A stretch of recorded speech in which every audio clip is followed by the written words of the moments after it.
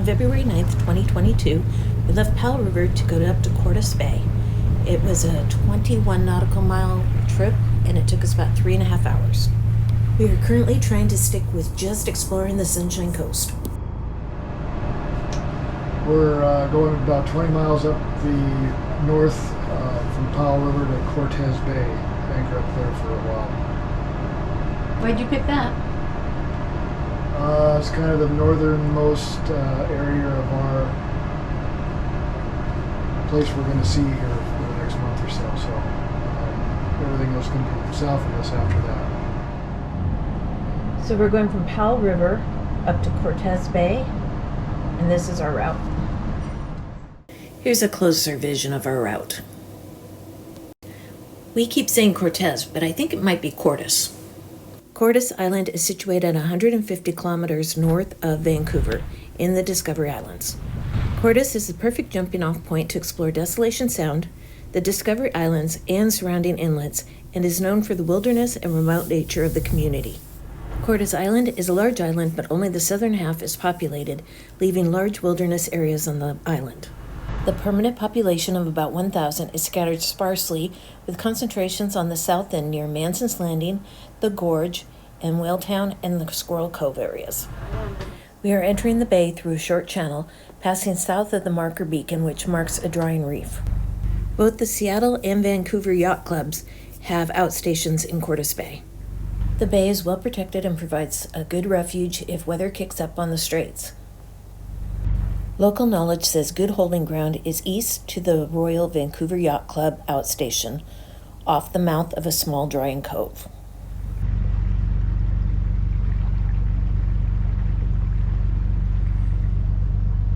Looks like somebody's tired of people speeding in here.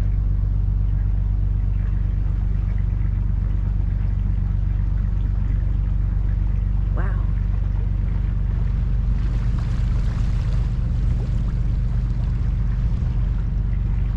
Kind of a cool place.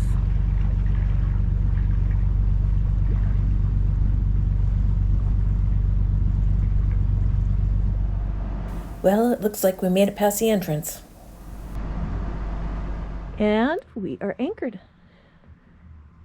If I have it right, this is the Royal Yacht Club and their dock.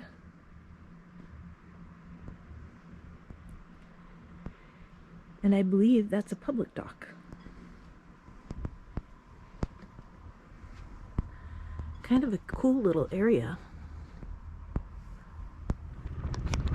The next day was sunny, so we took off to explore.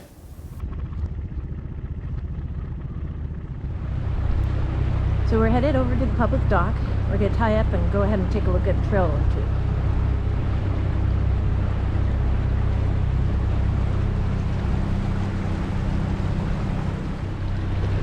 I think she's decided she likes to ride with you better. Yeah. She's hanging on for dear life. There's a small public wharf at the head of Cortes Bay. It's usually full during the summer and rafting is required. I'm silencing out our entire discussion on whether or not I tied a knot in the line or not. I am sure that I tied the knot. I think he untied it without remembering. This, and then pull it around. Wonder if we took a spot.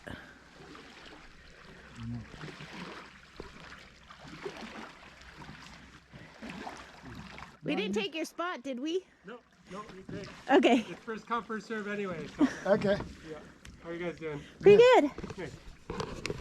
How long can it take you to tie a knot? Long enough to make sure the boat doesn't just drift away.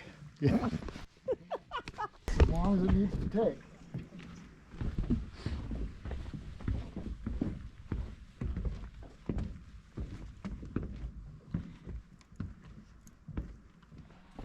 So the first hour of moorage is free. 4 hours or less is a half day, and more than 4 hours is a full day moorage. They even have electricity at the dock. There's also a diver here. Fishing adventures. Fishing adventures?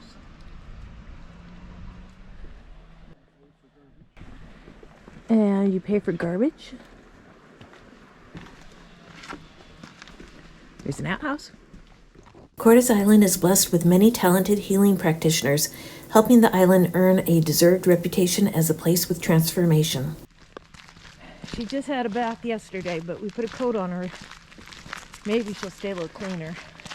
Not quite as wet as it is now.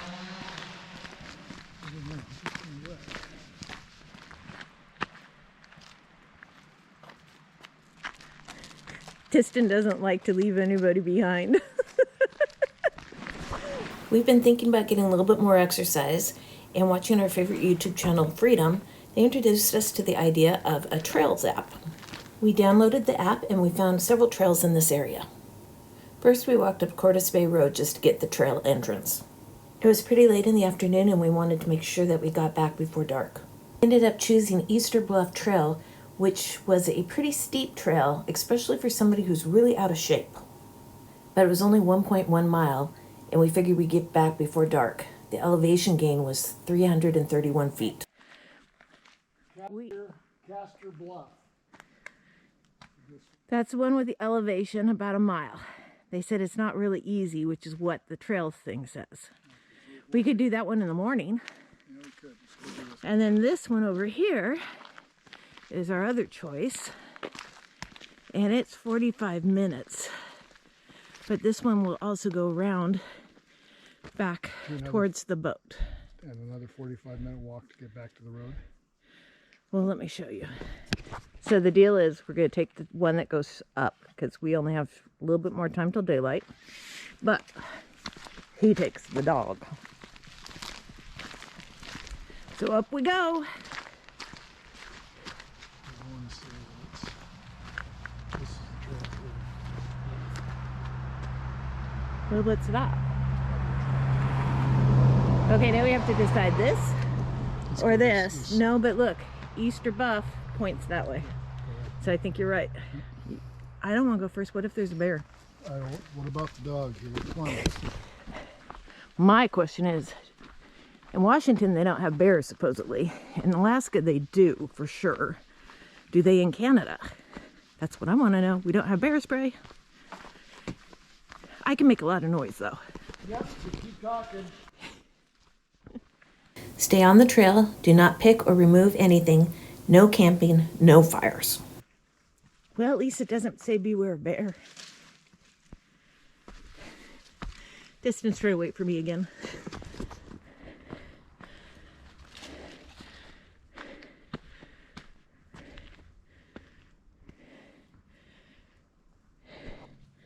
He likes to stop at the top of the hill.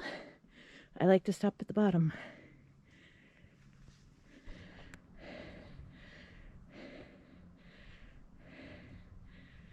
How can you tell there's only one more hill?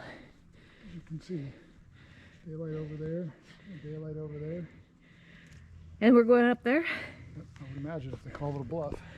How much fun is that? Come on, Willie. Come on, Willie.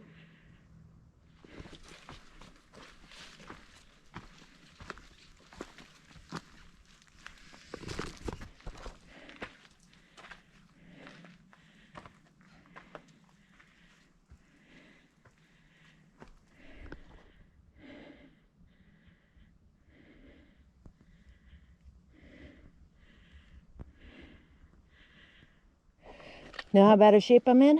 I'm at 168 for heartbeats.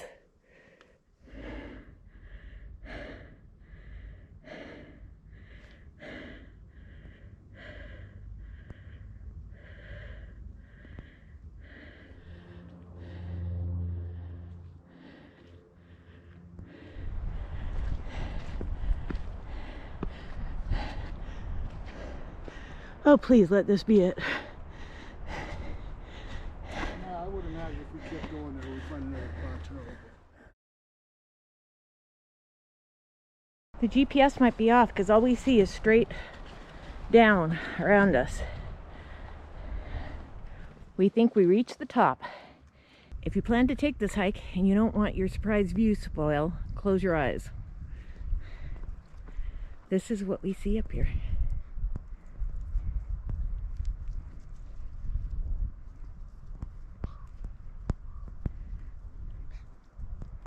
and no CPR was necessary. Diston. Hey, Diston. You did a lot better than Mommy, huh? So coming down was a lot easier than going up. Just had to watch out for those ankle twisters. We hit the road, which is good because it's 4:02. We wanted to make sure we weren't up there when it got dark. So back to the boat.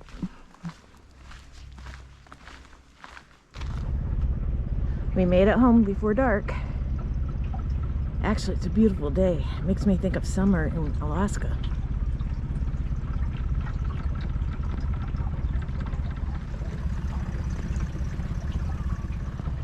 Did you get up there all by yourself?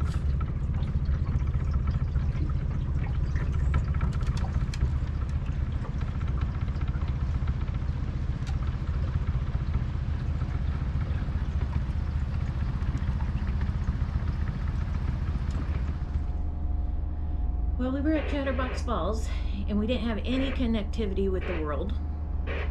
I realized that if anything happened to Eric, I wouldn't be able to call for help. And I don't know how to run the boat. Then I thought, I have a lot of food, so I could just, wait for somebody to come. And then I realized I don't know how to run the generator even. So we're starting to work on having me understand how to run different aspects of the boat. And we're starting with the generator. So we're going to go start the generator.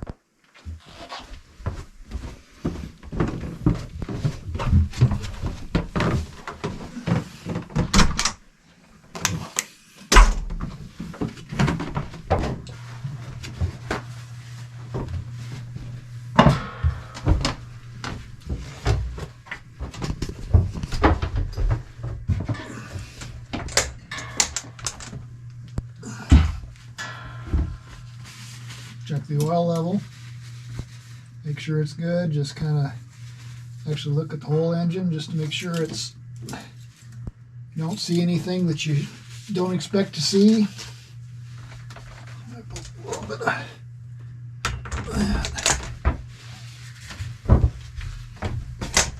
Look at the front end, because it's easy to look at, and then everything's good there, so. Okay. Now we're ready to go start.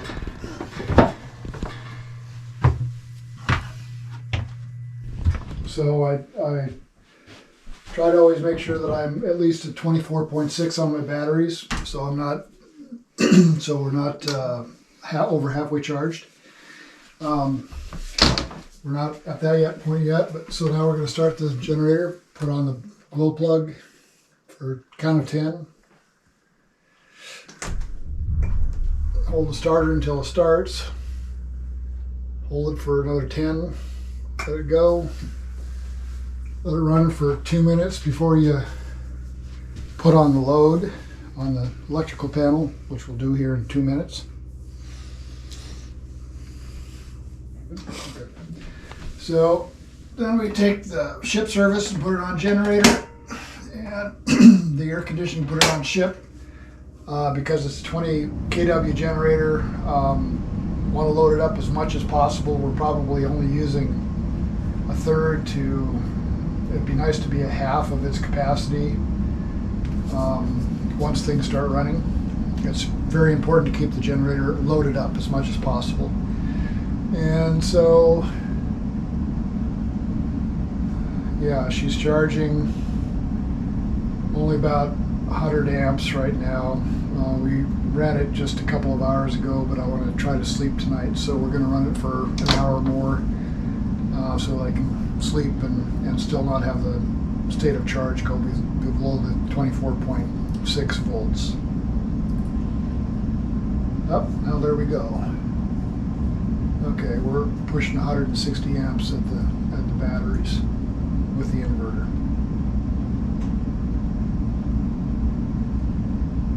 What are you watching? This is the state of charge. This is the 240 volt panel, and I want to keep, these are both 240. This is the air conditioning, and this is the 240 volt panel that provides power to the washer, dryer, inverter system. Inverter system is the most important thing. I like to keep that up as high as possible, and still charge the batteries, showing that we're pushing 151 amps towards the batteries to charge. And the other thing I'm going to go do is I'm going to go plug in a on the 110 panel, I'm going to go plug in a head bolt heater so that we raise the amps here, and that way it'll cause the generator to work just that much harder. So we're probably good for an hour and a half, and then it's time for bed. The next morning, we decided we'd take the dinghy out and take a look around the cove. Both the Royal Vancouver Yacht Club and the Seattle Yacht Club had outstations in this cove.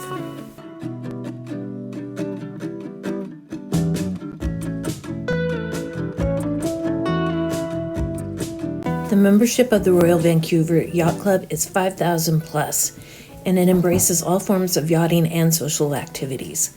These outstation docks do not allow for reciprocals.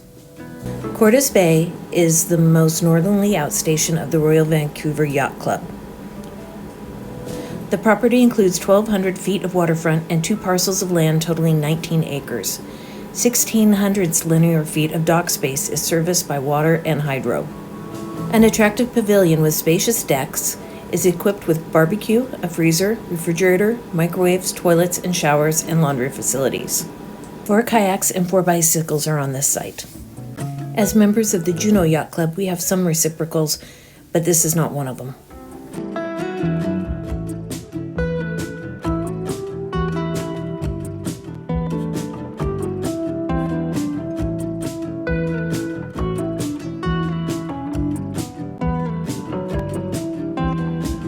In the afternoon, we took a ride over to the Seattle Yacht Club on the other side of the bay.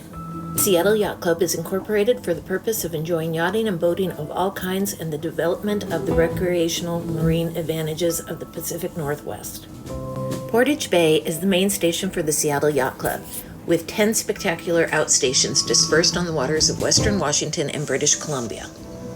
Although the Juneau Yacht Club has reciprocals with the Seattle Yacht Club, it is not valid for their outstations. 13 feet here.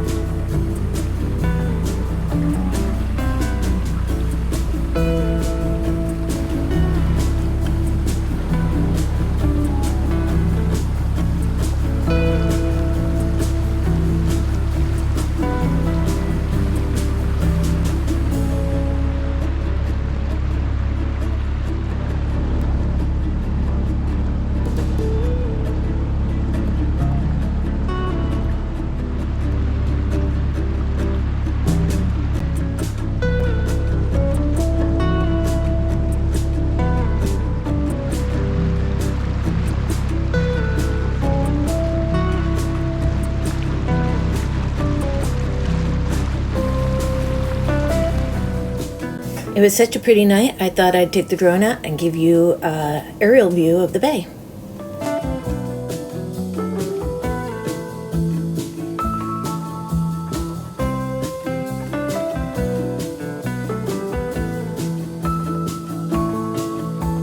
There's the Royal Vancouver Yacht Club.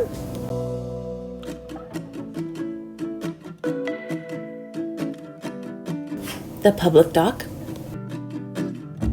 And the Seattle Yacht Club.